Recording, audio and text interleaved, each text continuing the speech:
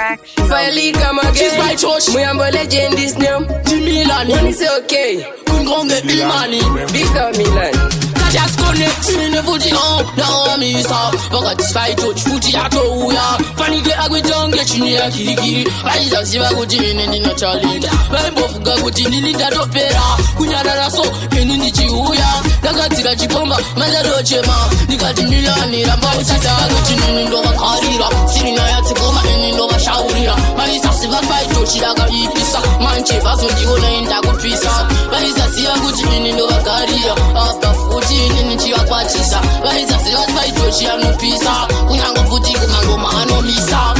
Ndakasvika ndine brutsetio ndanga ndine aspitoshi ndaida kuvarovera waniziyo ranga riri reipapo shoti vakabva vatopa makomenti chikanzi young boy vane talenti hanzi anenge girineti bora anotoganda mumaneti vaisasiva kuti nini ndo vakarira sirina yatsikoma ini ndo vashaurira vaisasiva faitoshi rakaipisa manche vazondiona indakupisa vaisasiva kuti ini ndo vagarira apa futi nini chivakwatisa vaisasiva faitoshi anopisa kunyango futi kumangoma anomisa kamamilakandiridziraka audio chikandispitoshi uya kustudio dongoti kungopefema waninziyo chigoiendesa kuredio kaetaton mukoma Milani vakandipinzira kaaudio zvikanzifaya kidi mangwana uya kustudio ndoda kuti ungopefoma waninziyo toiendesa kunekatoni kuredio vaisasiva kuti nini ndo vakarira sirina yatsikoma ini ndo vashaurira vaisasiva faitoshi rakaipisa